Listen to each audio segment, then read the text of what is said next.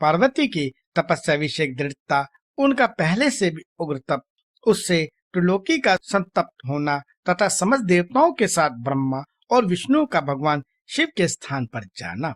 ब्रह्मा जी कहते हैं, मुनीश्वर, शिव की प्राप्ति के इस प्रकार तपस्या करती हुई पार्वती के बहुत वर्ष बीत गए, जो भी भगवान शंकर प्रकट नहीं हुए। तब हिमाचल, मैना, मेरु और विंध्याचल आदि ने आकर पार्वती को समझाया और शिव की प्राप्ति को अत्यंत दुष्कर बताकर उनसे यह अनुरोध किया कि तुम तपस्या छोड़कर घर को लौट चलो।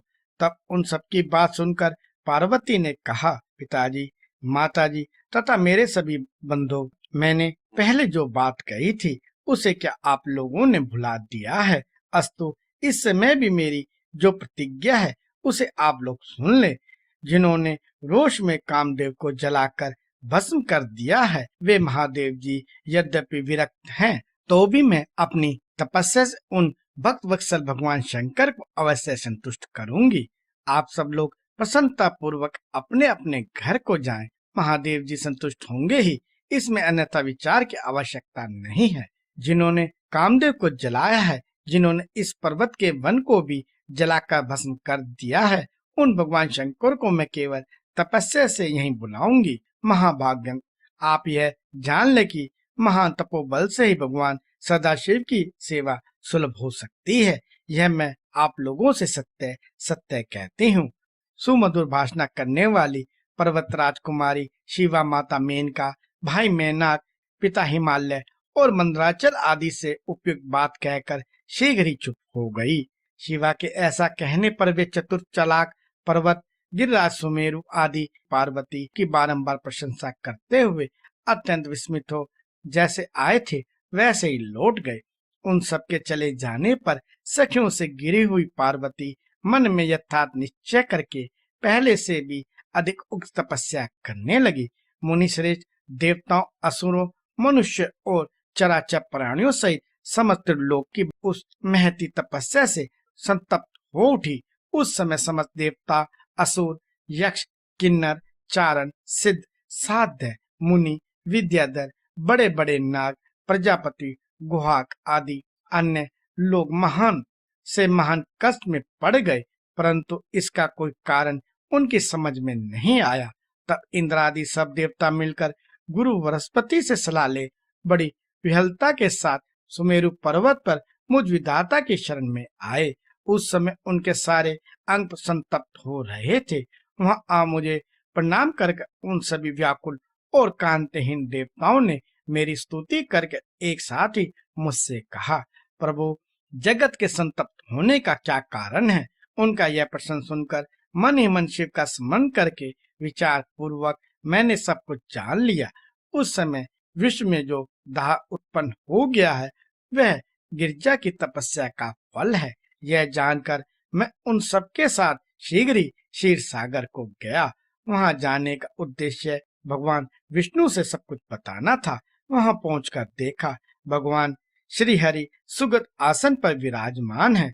देवताओं के साथ मैंने हाथ जोड़कर प्रणाम पूर्वक उनकी स्तुति की और कहा, महाविष्णु, तपस्या में लगी हुई पार्वती के परम उग्र तपस्या से संतप्त हो हम सब लोग आपकी शरण में आए हैं।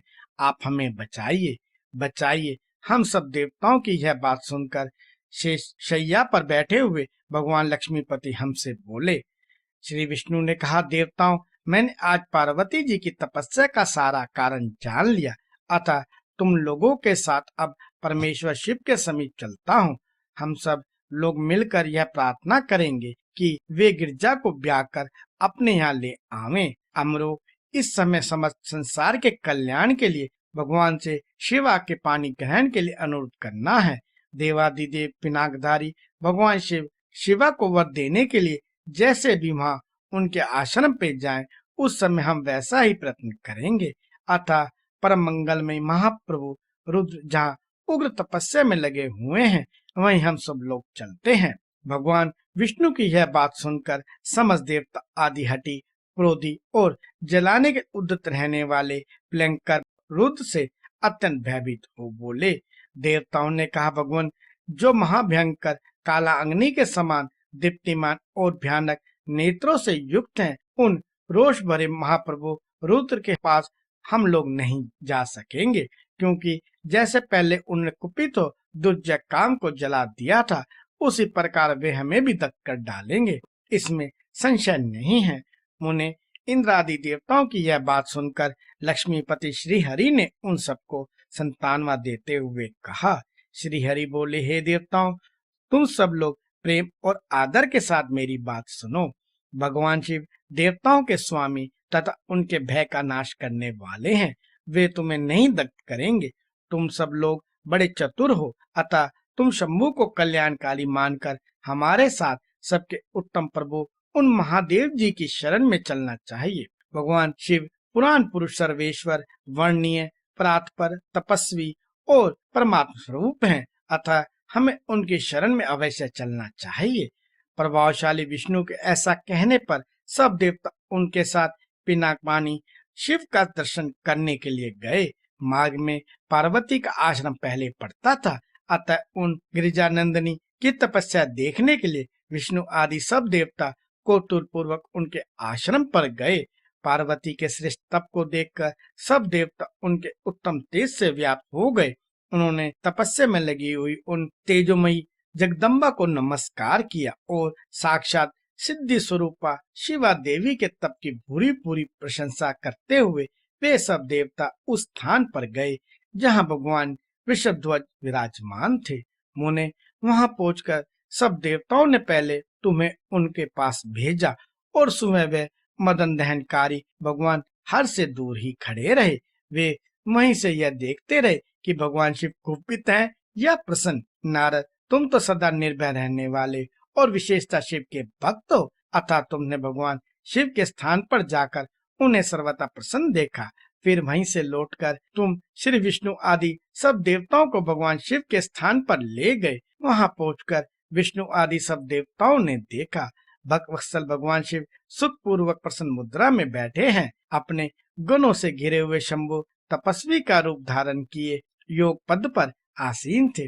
उन परमेश्वर रूपी शंकर का दर्शन करके मेरे सहित श्री विष्णु तथा अन्य देवताओं, सिद्धों और मुनीश्वरों ने उन्हें प्रणाम करके वेदों और उपनिषदों के सूत्रों द्वारा उनका स्तमन किया।